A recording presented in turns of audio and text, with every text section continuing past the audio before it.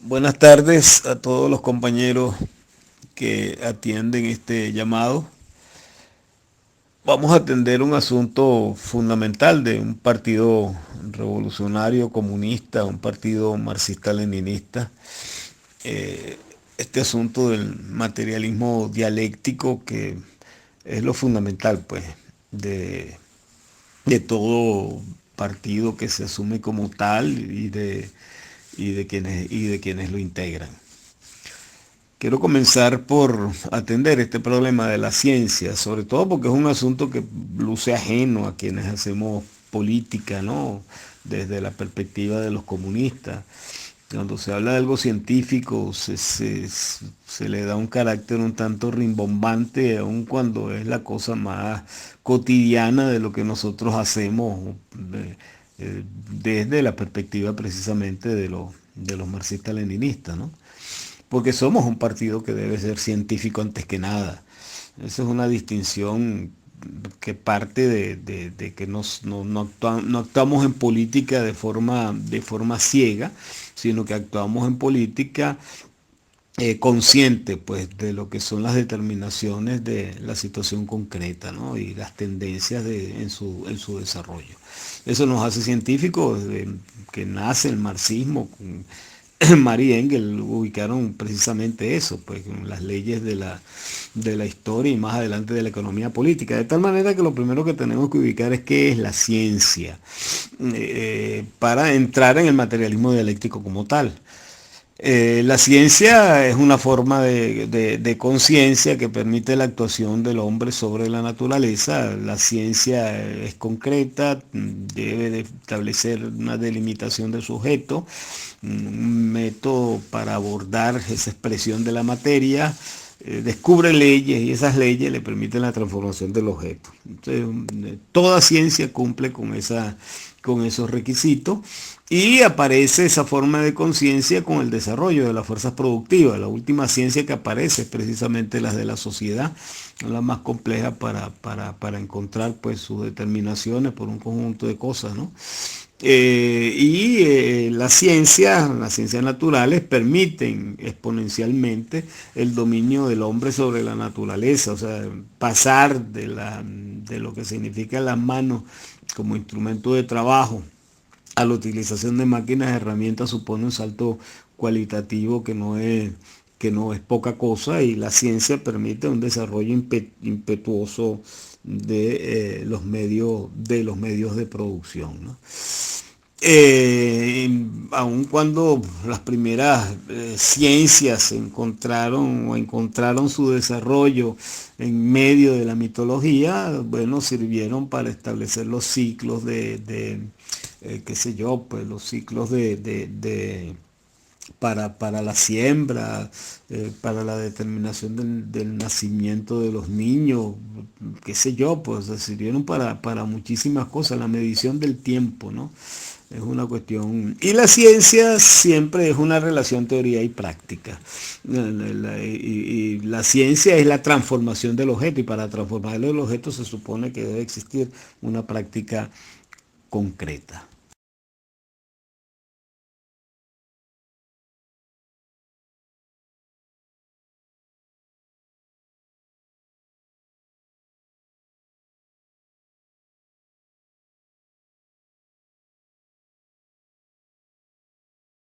En segundo lugar, ya hablando del materialismo dialéctico, antes que nada hay que establecer que la filosofía, desde sus orígenes, teniendo como parámetro los griegos, que son la cuna, por lo menos en el mundo occidental, de la filosofía, y de igual manera se expresa en cualquier parte de cualquier cultura de esta misma categoría, ¿verdad?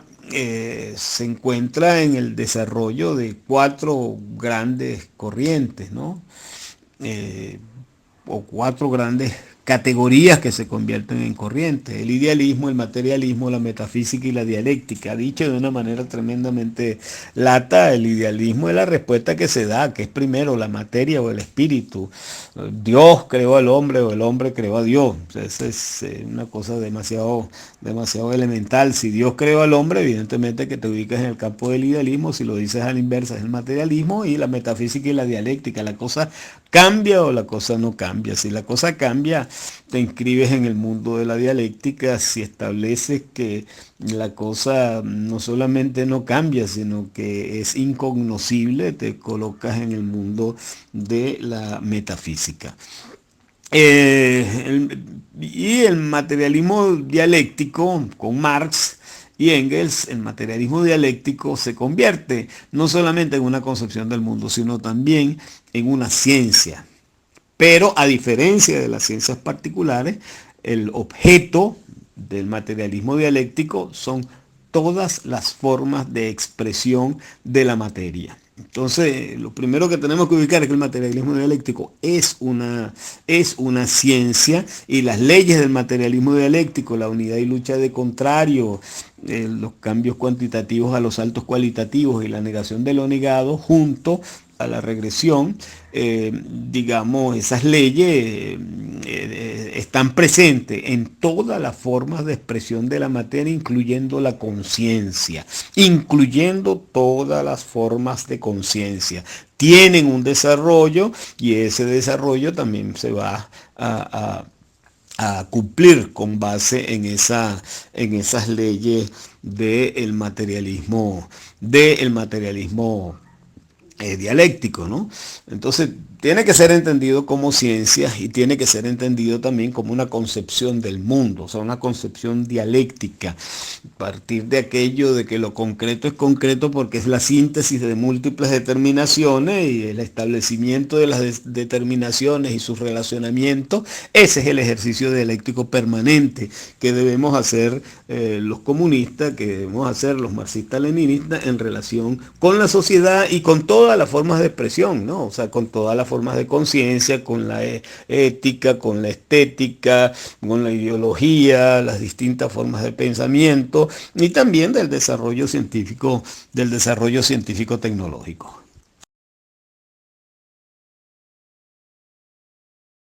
El tercer aspecto tiene que ver con las ciencias sociales o las ciencias históricas.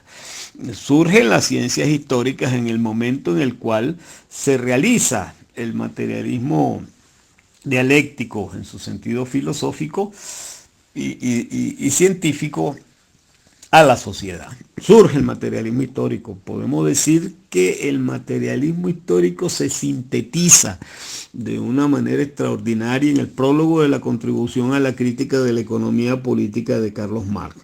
El materialismo histórico, o en ese prólogo, en dos párrafos, un párrafo, no recuerdo, pero una cosa chiquitica, por eso es una síntesis extraordinaria, se resumen las leyes del desarrollo histórico, y a su vez sienta las bases de la economía política. Dice Marx, el ser social determina las formas de conciencia social. Eso es una ley. Eso es una ley que tiene un carácter absoluto en la sociedad. En su carácter relativo lo vemos en sus manifestaciones concretas, históricas, etcétera, sus variantes nacionales, pero es absoluto en el sentido de que es el ser social. Son las condiciones de reproducción de la sociedad las que determinan las distintas formas de conciencia, incluyendo la forma de conciencia de los comunistas.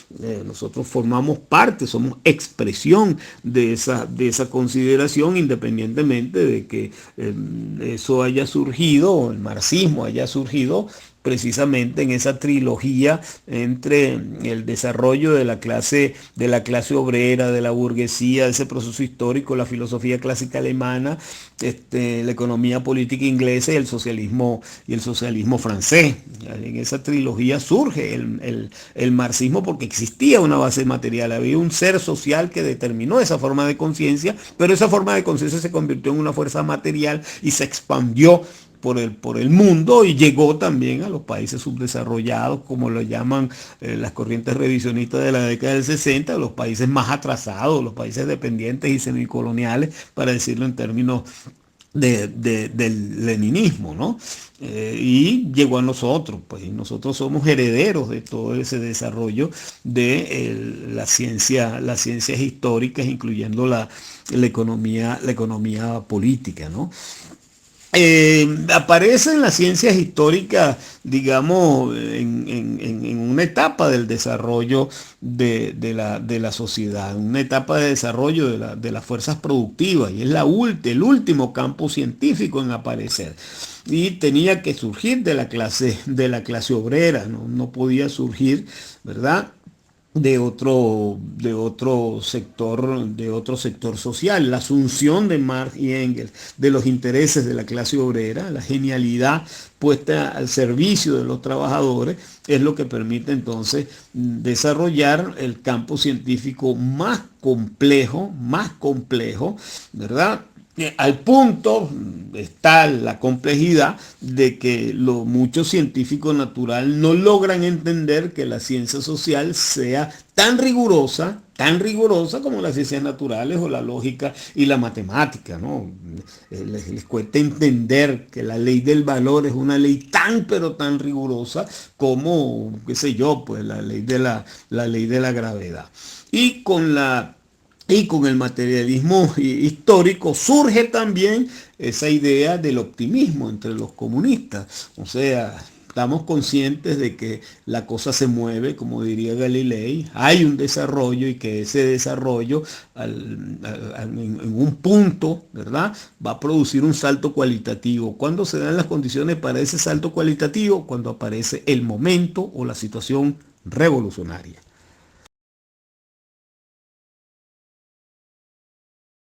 La economía política, por su parte, es una expresión del materialismo dialéctico como concepción del mundo y como ciencia, y del materialismo histórico como campo científico. Algo que distingue el desarrollo de la sociedad son dos grandes contradicciones: la contradicción hombre-naturaleza, que es la más genérica y que siempre va a estar presente, y las contradicciones entre las clases sociales cuando aparecen estas. O sea, cuando aparecen las clases sociales, la lucha de clases se convierte en el motor de la historia, pero no niega el otro motor, o sea, la relación hombre-naturaleza. Y como aparecen distintas relaciones sociales de producción, el estudio de las relaciones sociales de producción, y particularmente el estudio de las relaciones capitalistas de producción, es lo que determina el objeto, ¿verdad?, de la economía política. O sea, la economía política no es otra cosa que la ciencia que estudia las relaciones sociales de producción y de cambio, ¿no? En un material maravilloso también, la introducción de los Grundrisse, 30 paginitas, 31 paginitas, una cosa así.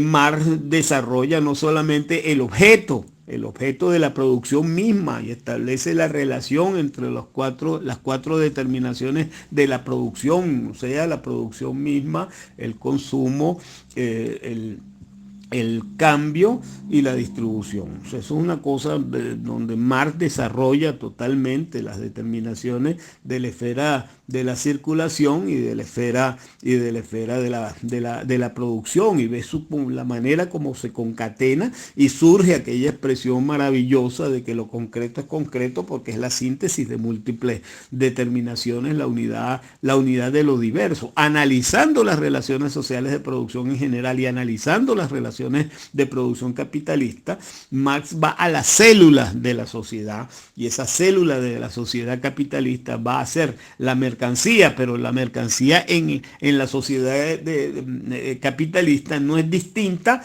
a la mercancía que aparece cuando aparecen las clases sociales, cuando se produce para el intercambio. O sea, es la misma mercancía, pero hasta su desarrollo, el desarrollo de las distintas relaciones sociales de producción van a derivar en las relaciones capitalistas de producción, en la cual se presenta a la sociedad como un inmenso arsenal de mercancías, la mercantilización de todo, de los sentimientos, etcétera, etcétera.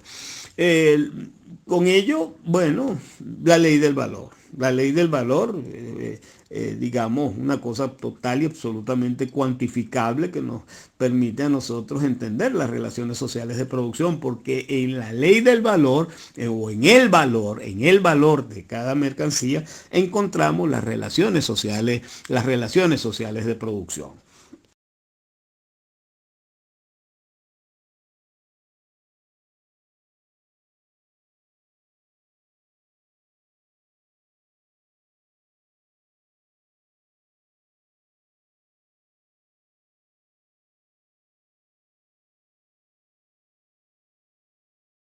Un segundo audio de la parte referida a la economía política.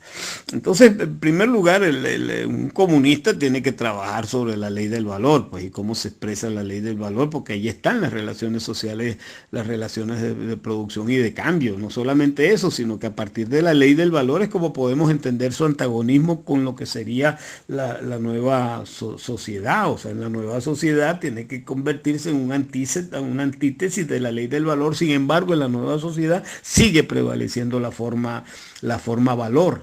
O sea, que la ley del valor no es cualquier cosa. La ley del valor no es solamente entender que toda mercancía tiene un trabajo socialmente necesario y que ese trabajo socialmente necesario, para comprenderlo, tenemos que analizar los distintos tipos de trabajo, las distintas categorías que tienen que ver como el trabajo simple, trabajo complejo, trabajo abstracto, trabajo, qué sé yo, pues, a todas esas categorías que nos permiten entender lo que es la forma valor. La forma de valor también nos permite entender lo que es el desarrollo de los ciclos del régimen de producción capitalista. Termina siendo una herramienta, un instrumento fundamental para el desarrollo de la política, fundamental, junto con la cuota media de la ganancia y la tendencia decreciente de la cuota media de la ganancia y las contratendencias y su relación con la composición de capitales. O sea, tenemos que hacernos de una lógica de pensamiento para abordar la sociedad. O sea, no es un ejercicio, pues, no es una exquisitez intelectual, el abordaje, pues, de la sociedad a partir de la ciencia económica, sino que con la ciencia económica nosotros podemos analizar de manera concreta, ¿verdad?, las tendencias del desarrollo para la formulación de la política. O sea, no es una cosa, digamos, para una contemplación, no, es para a partir de allí desarrollar una política. Pues, ¿no? En eso el partido siempre ha sido bastante clarividente de las tendencias, y si no, veamos pues las tesis que se han desarrollado en relación con el mundo moderno, o el análisis que hacemos de cada circunstancia concreta, incluso de las personalidades, etcétera, ¿no? O sea, qué sé yo, pues el papel de Trump en estos momentos, eso no es una cosa gratuita, eso es una cosa que tenemos que estudiarla nosotros a profundidad y ubicar que Estados Unidos, precisamente por el retroceso que tiene en esa materia, o sea, la relación de cuota media de la ganancia con composición de capitales, que ha perdido la hegemonía mundial, está obligado a desarrollar una política que le permita elevar la cuota media de la ganancia, mejor dicho, la composición de capitales para ser más competitivo sin que caiga la cuota media de la ganancia. De ahí la naturaleza fascista de una personalidad como Trump. Eso es lo que encarna, ese es el resultado de aquello de que el ser social determina las formas de conciencia, social. De igual manera, la circunstancia venezolana en el mundo moderno, el papel de Venezuela en la división internacional del trabajo, etcétera, etcétera. O sea, que la economía política no es una cosa, digamos, para contemplar la sociedad, no es un mero ejercicio, sino que es algo fundamental para la formulación de la táctica de los comunistas en una situación concreta, ¿no? Dentro de aquella idea de que toda ciencia supone una relación teoría-práctica.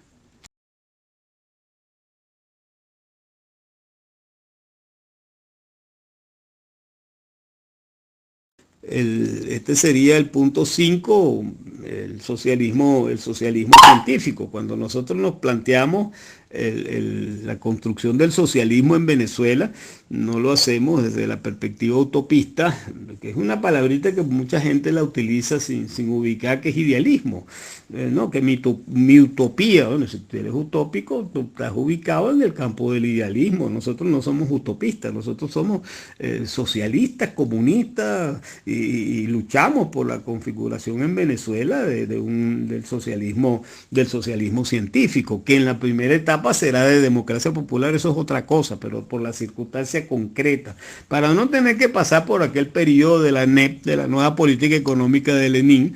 Bueno, lo cortamos por la vía de lo que es la democracia, pues de lo que es la democracia popular. Y el socialismo también se rige por leyes, y las leyes del socialismo son tan objetivas como las leyes del capitalismo. Una de las cosas más complejas para la comprensión de estos asuntos, ¿verdad?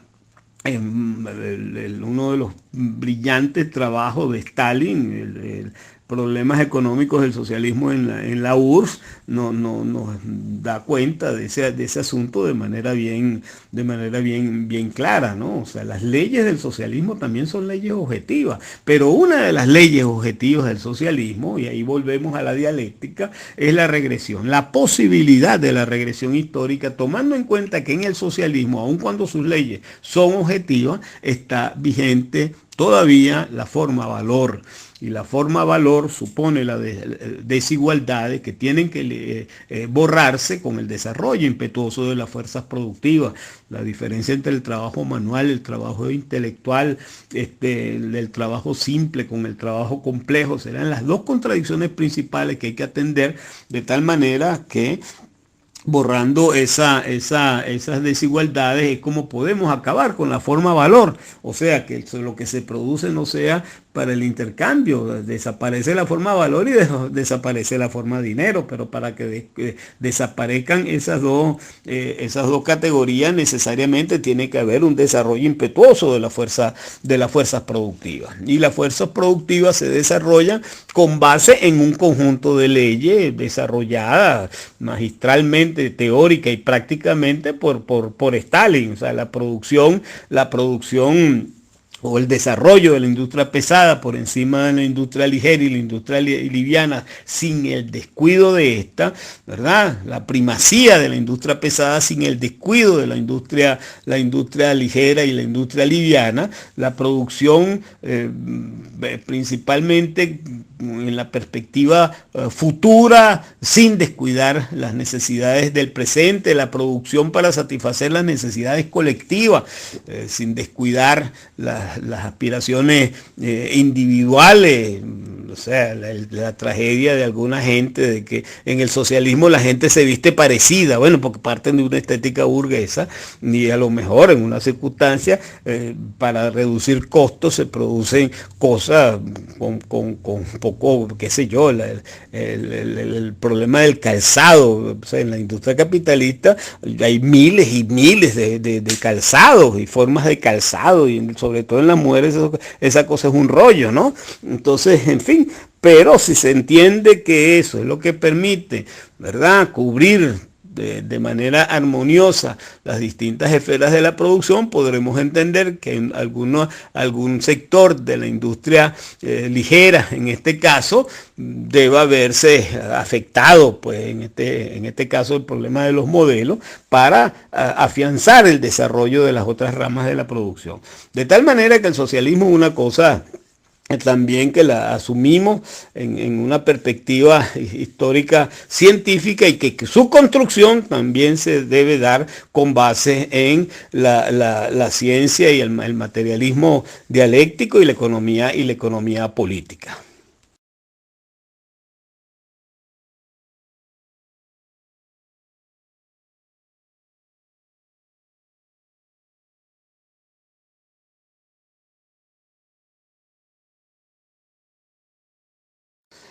Por último, este problema de la táctica y la estrategia, que requieren de las ciencias históricas, digamos, son cuestiones que terminan siendo el corolario, pues, del marxismo como teoría. O sea, la práctica revolucionaria terminan realizándose en la táctica, más en la táctica que en la estrategia, porque la táctica es una cosa que de un dinamismo tremendo, es la cotidianidad.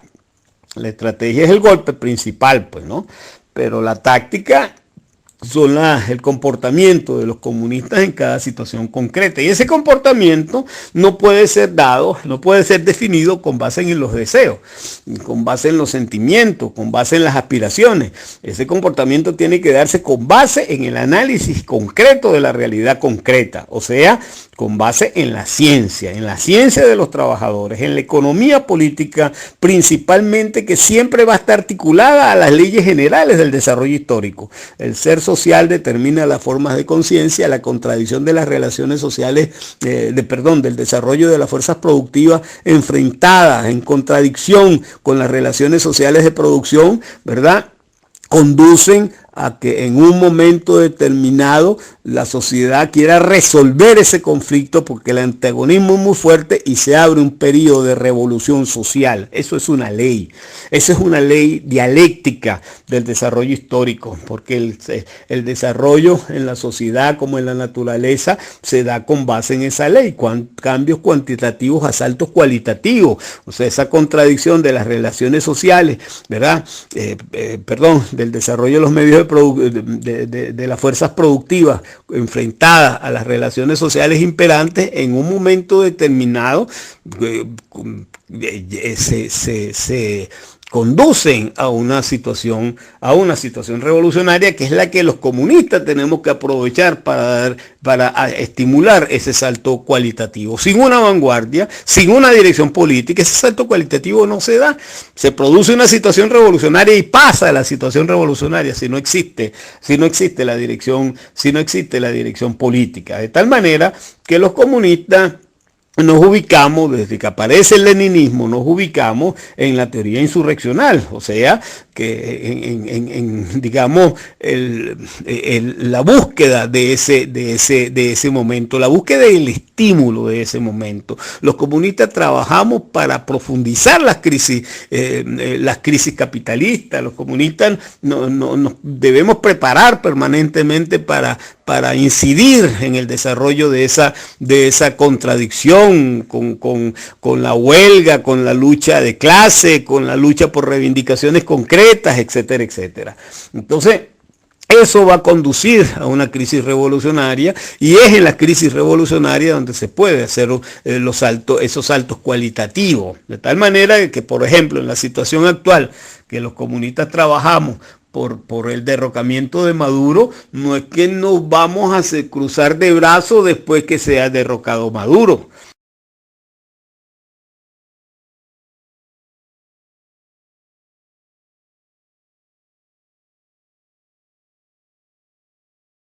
Segundo audio de este último punto de táctica y estrategia, sino que por el contrario vamos a ver hasta dónde llega el proceso. A ver, no, porque no se trata de contemplación, a estimular, ¿verdad? Dentro de una teoría que desarrolla Lenin, que tiene rigor científico también, que es el proceso ininterrumpido, la disputa ideológica, teórica, entre los bolcheviques en 1917, si nos quedamos con la democracia burguesa o avanzamos.